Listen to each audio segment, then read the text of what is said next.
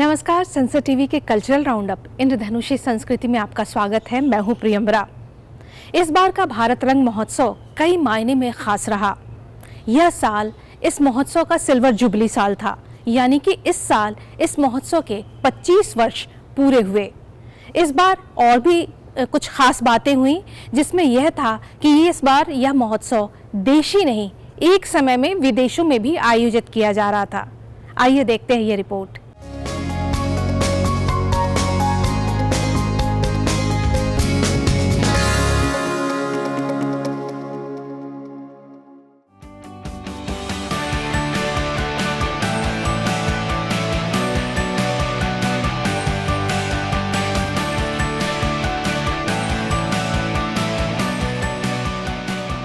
विश्व के सबसे बड़े अंतर्राष्ट्रीय रंगमंच उत्सव भारत रंग महोत्सव के 25वें संस्करण का आयोजन सफलतापूर्वक संपन्न हुआ।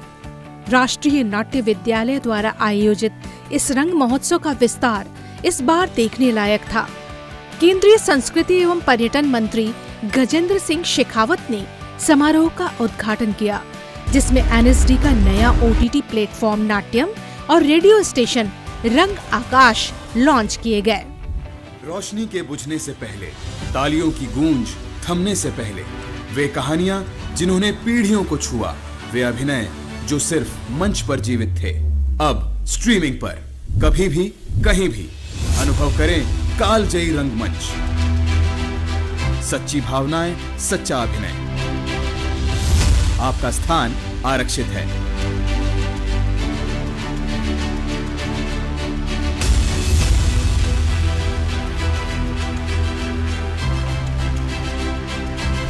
रंगमंच अब नाट्यम एनएसडी ओटीटी पर। ये देश तो प्रख्यात ऐसी महान शास्त्रार्थ करने वाली देवियों का देश था, जिस देश में हमेशा ही नारी की पूजा करने का विधान किया गया था। उसको प्रथम पूज्य का अधिकार जिस देश में दिया गया था। मित्रों, 1999 से जो यात्रा भारत रंग महोत्सव के प्रारंभ हुई, मैं ये मानता हूं कि ये केवल समय की यात्रा मात्र नहीं, अपितु ये यात्रा एक सांस्कृतिक साधना की यात्रा है। और इस मंच ने निश्चित रूप से भारत के विभिन्न कोनों में लगातार निरंतर सदियों के साथ में इवॉल्व हुई उन परंपराओं को न केवल समृद्ध किया, अपितु उन परंपराओं का राष्ट्रीय स्तर पर प्रकीर्णन करने में भी एक बहुत महती योगदान दिया। और मुझे अत्यंत प्रसन्नता हुई है जब ये विषय मेरे संज्ञान में लाया गया कि अब की बार भारत रंग महोत्सव देश के 40 स्थानों पर और दुनिया के अनेक देशों में एक साथ मनाया जाएगा। मैं ये मानता हूँ कि भारत रंग महोत्सव के इस विस्तार के साथ में हम भारत की संस्कृति के प्रति जो सम्मान और जो सद्भाव का सजन पूरे विश्व भर में हो रहा है, भारत की तरफ देखने की दृष्टि जिस तरह से बदली है, भारत की परंपराओं, भारत की कला और भारत की संस्कृति के प्रति सम्मान जिस तरह से पूरे विश्व में एक नए सिरे से गढ़ा जा रहा है, बढ़ता जा रहा है, उसको और अधिक समृद्ध करने, उसको और अधिक संपुष्ट करने की दिशा में एक महत्वपूर्ण योगदान इसके माध्यम से होगा। भारंगम अलग अलग महाद्वीपों में स्थित देशों में भी आयोजित किया गया। इतिहास में यह पहली बार हुआ जब कोई नाट्य महोत्सव देश की सीमा के पार विश्व के समस्त महाद्वीपों में स्थित 15 देशों में आयोजित किया गया। भारत सहित 9 विभिन्न देशों के 280 नाट्य दलों ने इस महोत्सव में अपना प्रदर्शन किया। इस उत्सव की ब्रांड एम्बेसडर यानी रंगदूत मीता वशिष्ठ उद्घाटन समारोह में उपस्थित थे। किसी ने मुझे कहा कि आप रंगदूत हैं और ये पहली बार है कि स्त्री को रंगदूत बनाया गया है।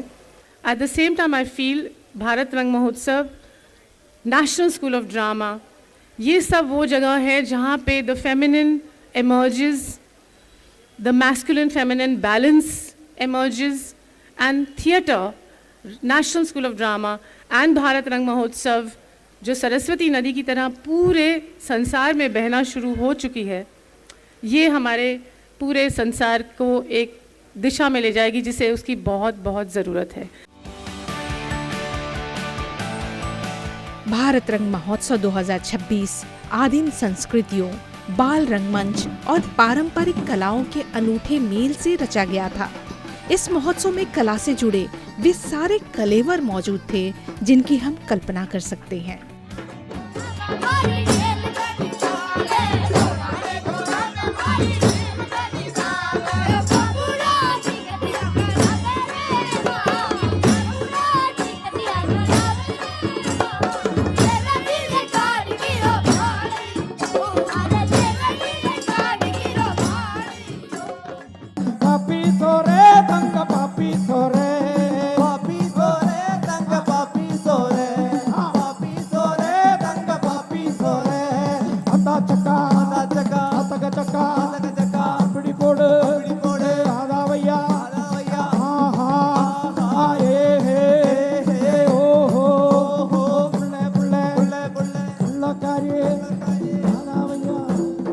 भारत रंग महोत्सव यानी कि भारंगम 2026 इस बार दिल्ली के अलावा देश के 40 शहरों में आयोजित किया गया था, जिसमें हरियाणा का रोहतक भी शामिल है। 27 जनवरी से 20 फरवरी 2026 तक आयोजित यह महोत्सव दिल्ली से बाहर देश के 40 शहरों में आयोजित किया गया। इन शहरों में हरियाणा का रोहतक भी शामिल था। भारंगम का आयोजन रोहतक के Dada Lakshmi Chand state university of performing and visual arts यानी डीएलसी सुपुआ में भी किया गया। 9 से 12 फरवरी तक आयोजित इस महोत्सव के साथ ही विश्वविद्यालय का महोत्सव सारंग का भी आयोजन किया गया। इस प्रकार यह हरियाणा का पहला संस्थान बन गया जहां इस विश्व स्तरीय महोत्सव का आयोजन हुआ। डीएलसी सुपुआ में महोत्सव का उद्घाटन गायक, अभिनेता और लोकसभा के सांसद मनोज तिवारी ने किया।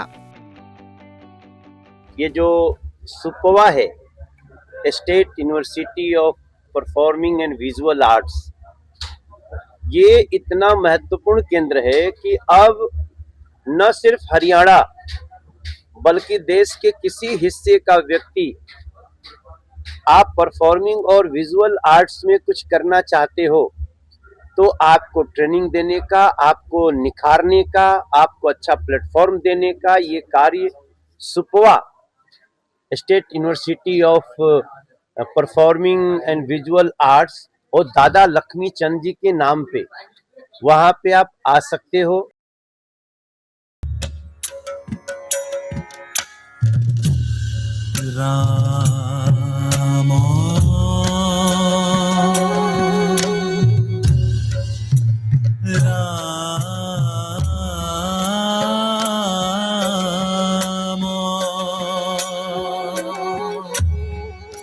सारंग महोत्सव के दौरान रंगमंच, संगीत, नृत्य, कविता पाठ, लोक नृत्य और संवाद सत्रों का आयोजन किया गया। संवाद सत्र में अभिनेता यशपाल शर्मा और जतीन सरना ने विद्यार्थियों के साथ अपने अनुभव साझा किए। हम जब मतलब कुछ भी करते थे, बकरी चराने जाते थे या गाय चराने जाते थे या खेलने जाते थे, हम आज सोच रहे हैं कि इतना टाइम कैसे निकल गया, मतलब कैसे कितना टाइम होता था, क्या क्या कर लिया हम लोगों ने उस वक्त। लेकिन प्रॉब्लम यह है कि आज हमारे पास हाथ में मोबाइल आ गया है और सामने बहुत सारी ओटीटी प्लेटफॉर्म आ गए हैं, तो हमारे पास उसी में ही टाइम निकालना, उसी से ही बहुत मुश्किल है। रंगमंच से आप फिल्म एक्टिंग, जिसे आज कहा जाता है फिल्म एक्टिंग, ये वाकई में कोई फर्क है या हमारे स्टूडेंट को कैसे इससे डील करना चाहिए? मुझे सच में कोई ऐसा कोई बहुत बड़ा फर्क नजर नहीं आया, सिवाय इसके कि जब आप स्टेज पे होते हैं तो बहुत सारी आंखें आपको ऐसे देख रही हैं, और जब आप कैमरे के सामने होते हैं तो सिर्फ एक आंख आपको देख रही है जिसको आप देख के परफॉर्म करते हैं। और रही बात अपनी आवाज को पहुंचाने की, क्योंकि थिएटर में ऑब्वियसली ऑडियंस दूर है तो माइक का भी इस्तेमाल करना पड़ता है, आवाज को भी रेज करना पड़ता है, एक्सप्रेशंस ज्यादा बड़े हो जाते हैं ताकि आपकी बात वहां तक कन्वे हो। ये सुपुआ के अंदर एक इंटरनेशनल थिएटर फेस्टिवल हो रहा है और ये कोई छोटी बात नहीं। श्रीलंका से लेकर के और पंजाब और दिल्ली और हरियाणा, पता नहीं कहाँ से और नाटक आ रहे हैं, और सुपुआ भी अपना सारंग प्रोग्राम है जो उसको करके 4 दिन 9, 10, 11, 12 फरवरी को लगा रखा है।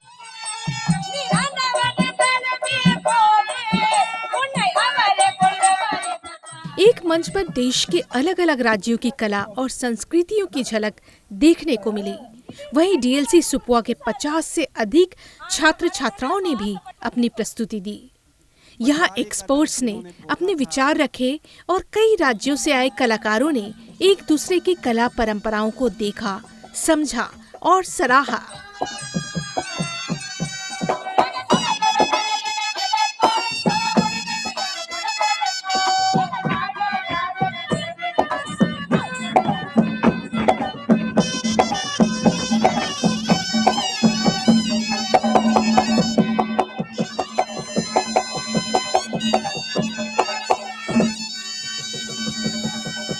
अगर आज के दौर में आपके बच्चों के साथ या आप किसी पड़ोसी के बच्चे के साथ कुछ हादसा सुनते हैं तो आप सबसे पहले आकर क्या करते हैं, अपने बच्चों को सतर्क करते हैं। देखो उसके साथ ऐसा हुआ, आप ये गलती मत दोहराना, ये गलती मत दोहराना। ये जो लाइन थी वो इस नाटक की शुरुआत थी कि आज से सालों पहले जो इस देश ने खोया, उस गलती को आप लोग भविष्य में ना दोहराएं। इसलिए इस तरीके के नाटकों का होना बहुत ही जरूरी है। हमारे को उस विभाजन विभीषिका को स्मृति के रूप में अपने बच्चों को याद दिलाना पड़ेगा कि आगे जब वो किसी के लिए भी कोई हथियार हाथ में पकड़े तो उन्हें याद आए कि हमने बहुत कुछ खोया था, इसलिए हमें ये सब नहीं करना। डीएलसी सुपुआ में भारंगम और सारंग महोत्सव के समापन समारोह में सुप्रसिद्ध लोक गायिका मालिनी अवस्थी की प्रस्तुति ने वहां उपस्थित सभी लोगों को झूमने पर मजबूर कर दिया।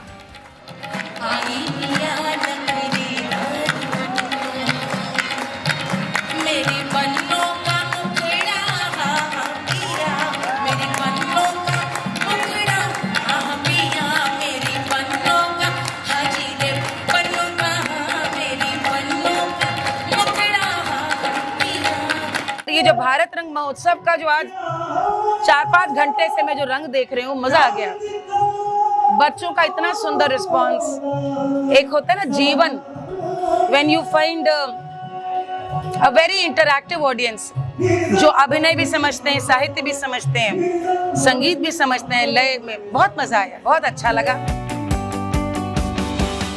भारत रंग महोत्सव 2026 के इस भव्य आयोजन को प्रमुख राष्ट्रीय और अंतर्राष्ट्रीय सांस्कृतिक और शैक्षणिक संस्थानों का सहयोग प्राप्त है। इनमें हिंदी अकादमी, गढ़वाली कुमाऊनी जौनसारी अकादमी, दिल्ली सरकार की उर्दू अकादमी और मैथिली भोजपुरी अकादमी शामिल थे। समय आ गया है जब इस लड़ाई को आगे बढ़ाया जाए। इन मलेच्छों को बता दो कि हम शास्त्र के साथ साथ शस्त्र भी उठा सकते हैं। हर हर महादेव! हर हर महादेव! हर महादेव!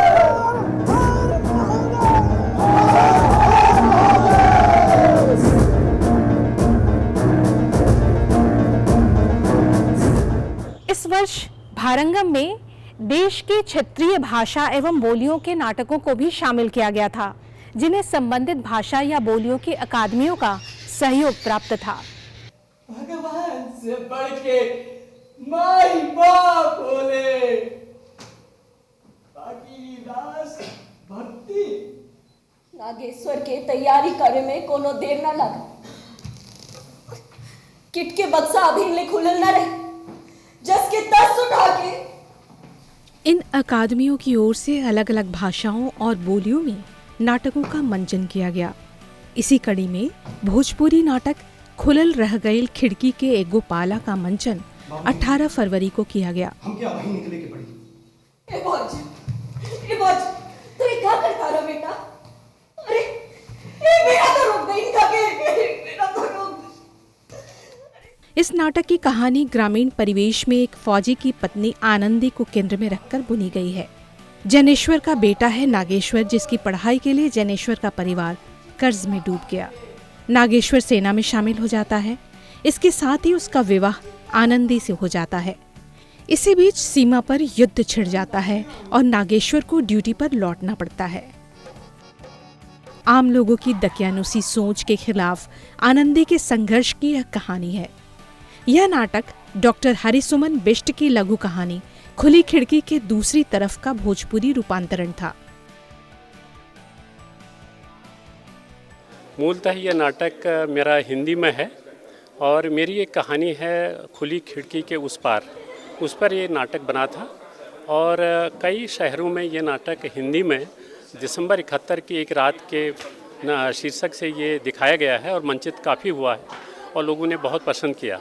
आज यहाँ पर जो वीर भूषण ने इसको कुमार वीर भूषण ने जो इसका निर्देशन किया तो सचमुच में मुझे व्यक्तिगत रूप में बहुत खुशी हुई कि कम से कम कहानी का एक विस्तार हुआ है और नाटक अपने के एक बड़े फलक पर पहुंचने का प्रयास किया है और भोजपुरी समाज ने लोगों ने इस कहानी को अभी देखा, मंचित होते हुए देखा तो अनुभव किया कि सचमुच में जो समस्याएं हैं, पूरे देश की समस्याएं हैं, वो केवल पहाड़ की समस्या नहीं है या बिहार की समस्या नहीं है, पूरे देश के पूरा जो समाज है, हर समाज की ये कहानी है, हर महिला की ये कहानी किसी न किसी रूप में परिणत हुई है। एक तरह से ये कहानी, यह नाटक महिला डिस्कोर्स को सामने रखता है, महिलाओं के चरित्र को हम जिस तरह अभी रचनाओं में रख रहे हैं, मेरी कोशिश रहती है कि नहीं, उनके मूल जो अधिकार हैं उनमें जो एक चेतना जागृत हुई है उस चेतना को सामने लाया जाए।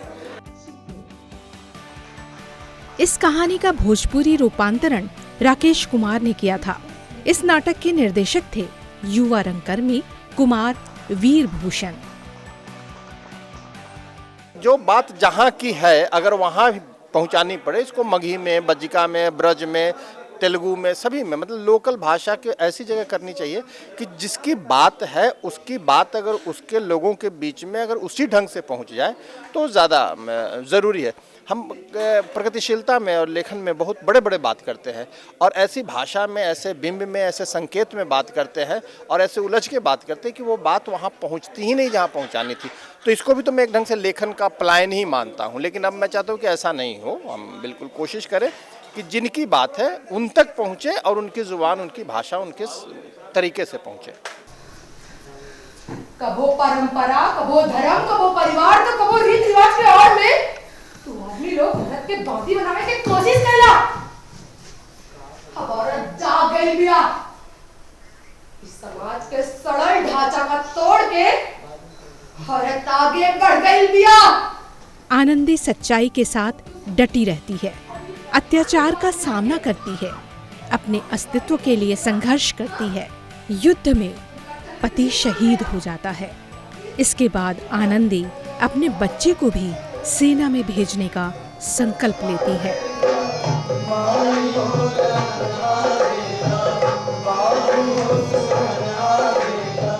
पहले तो मैं बता दूं कि मेरी लैंग्वेज भोजपुरी नहीं है, मैं प्रयागराज से हूँ तो मुझे भोजपुरी बिल्कुल नहीं आती और ये 25 डेज़ का हमारा पूरा ग्रुप का लेके प्रिपरेशन है। सर का मतलब मेरे डायरेक्टर सर ने इतनी हेल्प करी मुझे लैंग्वेज को समझने।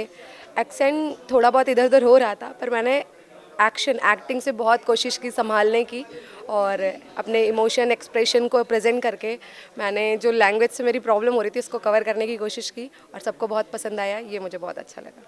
तो 25 डेज़ लगे मुझे इसे टोटल। गलती मेरी पता है कितनी सारी हुई है पर बस हो गया। यह पहला अवसर है जब भारंगम में भोजपुरी, मैथिली जैसी भाषाओं में नाटक देखने का अवसर मिला, जिसे दर्शकों ने भी सराहा। मैं भारतीय हिंदू नाट्य अकेडमी लखनऊ से पास आउट हूँ, डिप्लोमा किया है ड्रामा में और थिएटर ही करता हूँ मैं। बाकी मैं रेडियो पे काम करता हूँ एज रेडियो जॉकी। भोजपुरी में मैंने नाटक देखा और मुझे काफ़ी पसंद आया, अच्छा लगा। भोजपुरी भाषा कोई ऐसी नहीं है जो समझ में नहीं आए। मेरा ख्याल है सभी लोगों ने देखा, एंजॉय किया, समझ में आ गया नाटक। और हर भाषा का सम्मान होता है, हर भाषा का अपना नाटक होना चाहिए।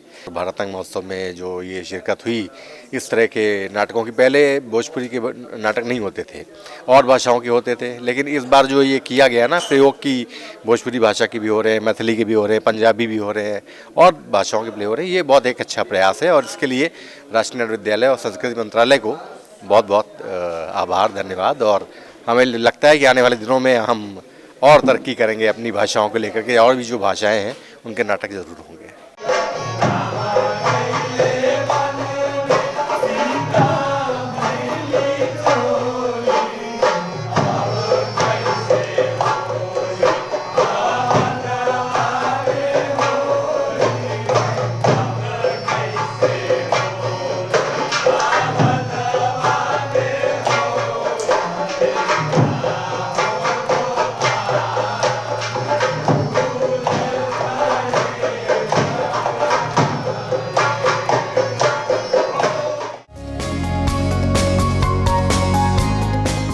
संसद टीवी के कल्चरल राउंड अप इंद्रधनुषी संस्कृति में आज सिर्फ इतना ही। अगले अंक में फिर होगी मुलाकात। नमस्कार।